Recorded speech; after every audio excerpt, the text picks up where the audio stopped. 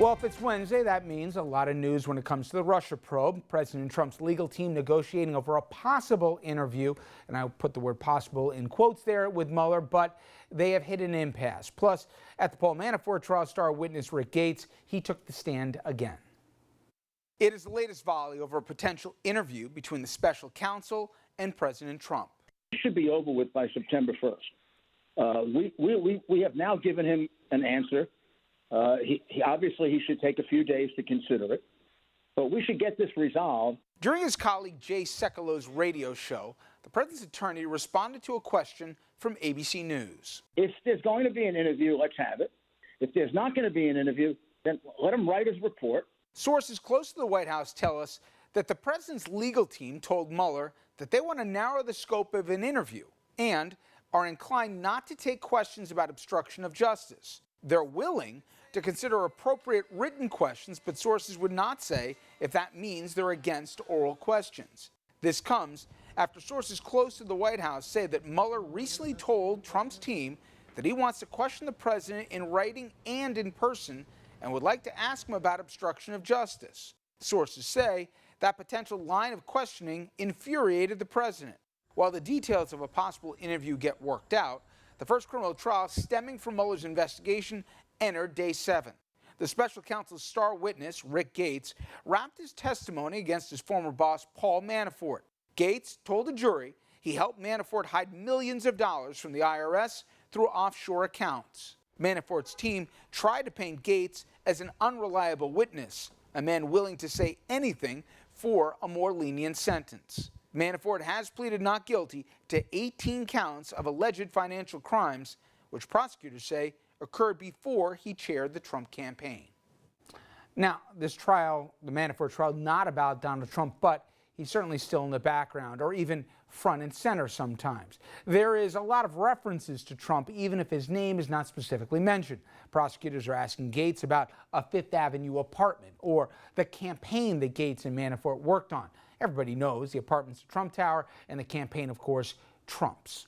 Well, let's bring in our guest to help sort it all out here, former federal prosecutor Barrett Berger. She's now director of the Center for Advancement of Public Integrity at Columbia Law School. Barrett, thank you. Let's first start with the interview or not interview. Call me a cynic. I don't think this interview is ever going to happen, but can you explain to the public that it's not up to the witness to decide if he or she will or won't cooperate and the terms if there will or won't be an interview? If a subpoena is issued, everybody else, you and me included, we got to answer the questions, right? I mean, why does Rudy Giuliani or any mouthpiece get to decide the four corners, if it's in writing, if it's not, and what he is or isn't allowed to ask? Right. This is not the usual way that interviews are conducted by prosecutors. I mean, number one, you don't usually submit written questions and have it that way. And number two, there's not usually this kind of back and forth about, well, I'll talk about this, but I won't talk about this. Here, I think what's even more sort of appalling is them trying to make a carve out for any topics related to obstruction of justice. I mean, that's not some sort of side collateral issue. That's really right front and center of the probe. I mean, it's like if you were, called in to talk about a bank robbery investigation, you're like, fine, I'll talk about the bank robbery, but I'm not going to talk about the time that I took the money. I mean, it's sort of the whole thing. So to try to carve out one piece of this, you could see why the Mueller team would be not so excited about that.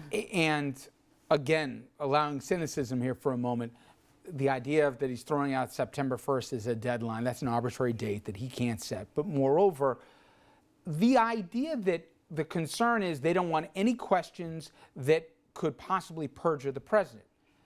Right. Again, you don't have to go to law school to know you perjure yourself if you lie. So the idea that you can't issue questions at the risk that the person won't be truthful, well, I'm sorry, but that's on the person who's not being forthright during the course of the interview. Right, I mean, that's exactly right. And you hear them talk about this concept of, oh, well, it's just a perjury trap. And that's just wrong, right? So a perjury trap is a really specific legal defense, and it actually relates to entrapment. So it's more about sort of prosecutorial misconduct, right? So a perjury trap is if you have no investigative purpose, there's no legitimate reason that you're trying to question somebody, but that you bring them in either to question them face to face or you put them on the stand for the sole purpose of trying to trap them in a lie. And if you think about it, the concept of like a perjury trap really implies that there's some element of surprise, that you're trying to ensnare somebody into something they were unsuspecting about. Here, there's no way this could possibly be a perjury trap. Right. I mean, not only have they discussed the topics that they want to go over, but there's been so much back and forth. There's going to be some of these questions possibly in writing. So there's literally nothing in this that would be a surprise. So simply providing a witness an opportunity where they could commit perjury doesn't just turn it into a perjury Right. tale. If Mueller said to the president, did you or did you not ask Comey to basically let it go with Flynn, there's an answer yes or no. That's not a trap. And they said, well, he already knows the answer, he being Mueller. Well, as any good prosecutor would, you don't usually ask questions if you don't know the answer to. Now let me pivot over to the Manafort trial. Clearly, we're talking about two people that we wouldn't want to have dinner with, let alone entrust any of our finances with. That all said, how devastating a witness has Carter Page been here in that, Rick Yates, been here in that he also is a very damaged person. He stole not only from a multitude of people, but even to the defendant as well. Has he hurt Manafort, or is he so damaged that you don't know who to believe? Oh no, he's absolutely hurt Manafort. I mean, this is kind of what you expect with a cooperating witness. I mean, you never call a cooperating witness to the stand without expecting that you're going to take a few hits, right? I mean, you're calling somebody that has a criminal record. He's a convicted criminal at this point. And for him, he's especially troublesome because he has that conviction for actually lying to them. So that's particularly troubling. But that being said, the information that he provided was spot on. I mean, not only was it coming out of his mouth, but it was completely supported by what the other witnesses in the trial had testified to. And it was there's also paper trail as exactly well, yeah. corroborated by the documents. So I think they could even get up on closing argument and say, look, you could just set aside everything that Gates said, and you would still have enough to convict him. That being said, they shouldn't put aside because what he had to say was really damaging evidence. So you're Manafort's counsel right now. Are you seriously thinking about trying to work out a plea deal? Is it almost too late for that? That he's going to roll the dice that there's one juror in Virginia who's going to look out for him, or that the president's got his pardon, get out of jail free card waiting? What is the strategy for Manafort? Because it certainly looks like there is empirical evidence on just about every count that they've laid out that he's guilty of sin. Right. I mean, I think the normal analysis here kind of goes out the window for a couple of reasons. One, he also has the second trial coming too. So even if you're saying, you know what, I'm going to try to bank on one juror that I can get and I'll, have them in my pocket to sort of hang this jury, you still have another trial coming in September. So the prosecution gets another bite at the apple here. So I feel like you have to factor that in.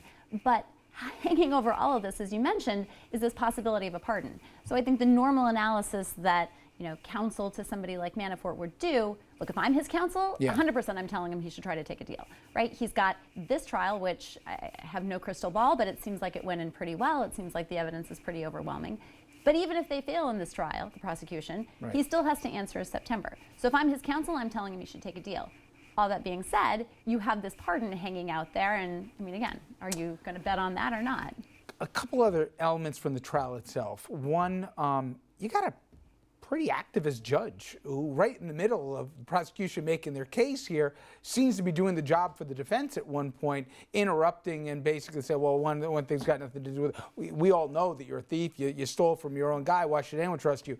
How atypical is that? Do we just not see it, and it happens in trials more often than we think, especially in federal court? I was surprised.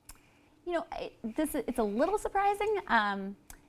I think anyone who's tried cases in federal court would tell you that there's a spectrum. So you have some judges that are just fully referees, they're just there to call balls and strikes. Then you have some that kind of fashion themselves as, the third lawyer in the courtroom there and do ask questions. I've had trials where judges have been incredibly involved. They try to, interrupt your questions. They think they can ask better questions. some of it's, an effort to move things along. Some of it's because they think you're, going outside of what their rules are. And he has a bit of a rep as a character, this particular judge. Exactly. I mean, look, he is certainly on the far extreme end of the spectrum that I've personally seen.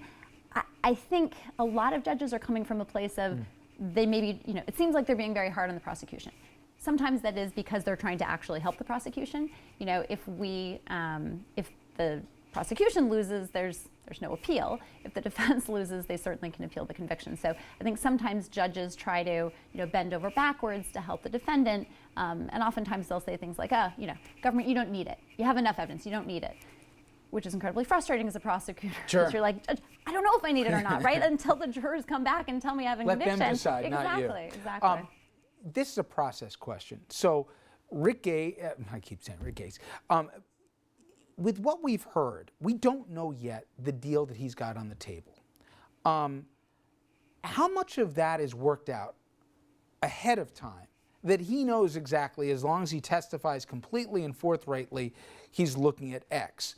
And how much of that is, well, we're going to see how this goes down, and then depending at the end of it, then we'll either honor what we said or we'll basically renegotiate the terms of it. How much of that is clear? Because as of now, we don't know what he's looking at.